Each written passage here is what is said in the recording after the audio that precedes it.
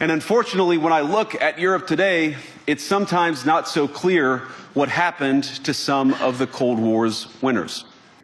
I look to Brussels, where EU commissars warn citizens that they intend to shut down social media during times of civil unrest the moment they spot what they've judged to be, quote, hateful content.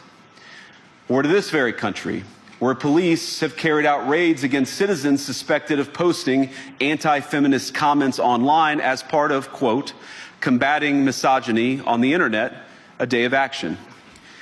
I look to Sweden, where 2 weeks ago the government convicted a Christian activist for participating in Koran burnings that resulted in his friend's murder.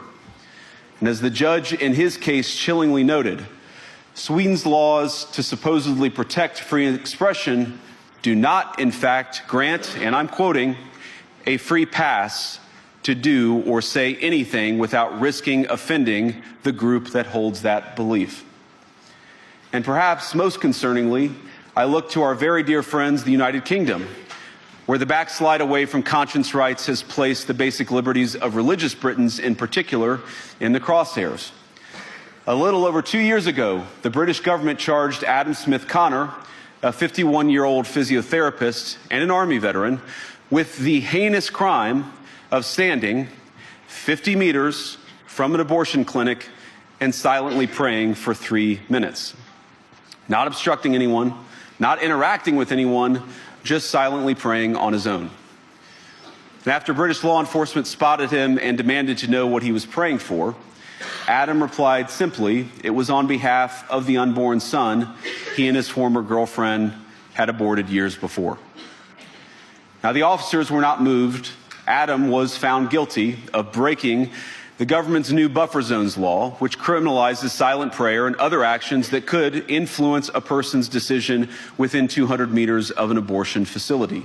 He was sentenced to pay thousands of pounds in legal costs to the prosecution.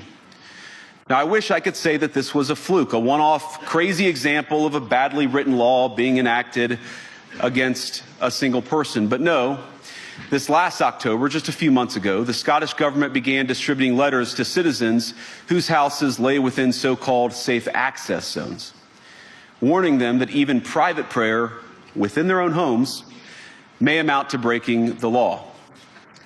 Naturally, the government urged readers to report any fellow citizens suspected guilty of thought crime. In Britain and across Europe, free speech, I fear, is in retreat.